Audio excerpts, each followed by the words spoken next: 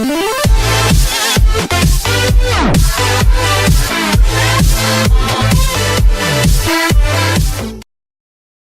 fantasy football fallout from Aaron Rodgers' injury, Adrian Peterson's breakout and more.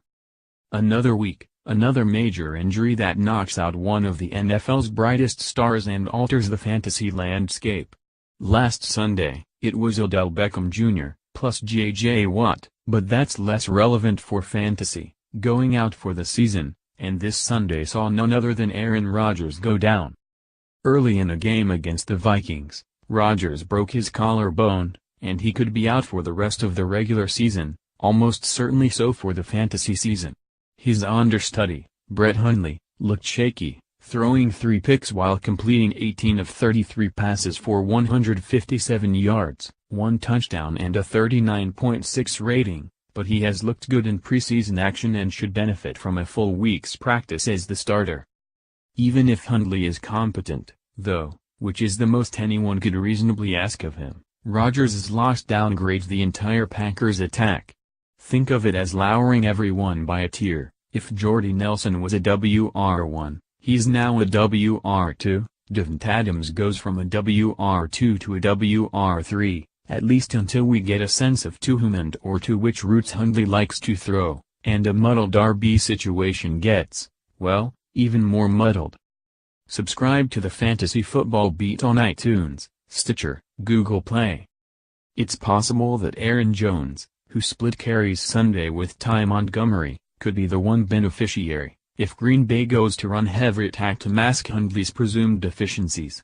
As we wait to find out, here are the other top takeaways from Week 6. In other QB injury news, Jameis Winston was forced from the Buccaneers-Cardinals game with an injury to his throwing shoulder, and owners of Mike Evans, Cameron Brate and Deshaun Jackson can only hope that Monday's MRI exam brings good news.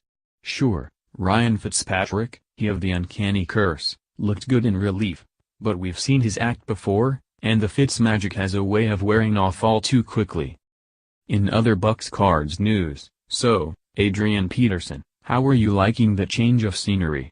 After being mostly ignored in New Orleans, and rushing for just 81 scoreless yards on 27 carries when he did see the field, the 32-year-old exploded in his Arizona debut, trampling the previously stout Tampa Bay run defense for 134 yards and 2 TDs on 26 carries.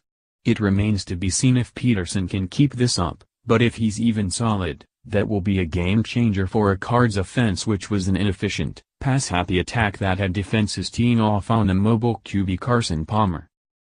Aaron Rodgers' injury, Ezekiel Elliott's suspension blow up the NFC playoff picture. In other Peterson-related news, last time, I promise, after the Saints made the trade, there was much speculation that the deal would also be very good for Mark Ingram. Sure enough, he wasted no time taking advantage of his lock-on early downs work, rumbling for 114 yards and 2 scores on 25 carries, and adding 5 catches for 36 yards in a win over the Lions. This may well go down as his best game of the season, and Alvin Kamara is very much still in the picture, but Ingram could solidify fringe RB1 status with a big game next week against the Packers. Bailout alert, Julio Jones submitted another just okay effort against the Dolphins, catching 6 of 7 targets for 72 yards. More significantly, he has yet to score a TD this season, and his owners could be growing impatient with his lack of studiness. If you can snag Jones for anything less than another WR1 or a similar asset, you should do so.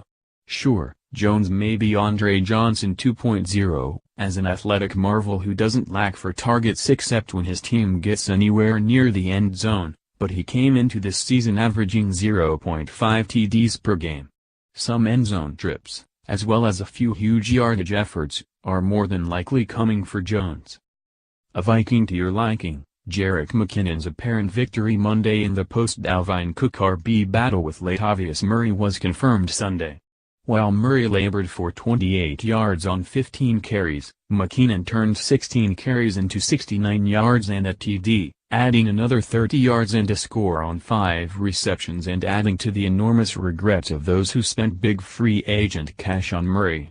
While McKinnon has become a must-start in all formats, the ex-Raider Murray is already trending dangerously close to droppable status, particularly if he continues to lose goal line carries.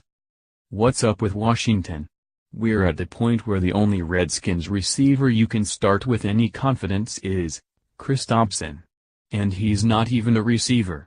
It's not even clear that Jordan Reed is the most fantasy-friendly Tay on his own team, given the exploits of Vernon Davis, who is far better at blocking and staying healthy, two traits that tend to endear players to coaches.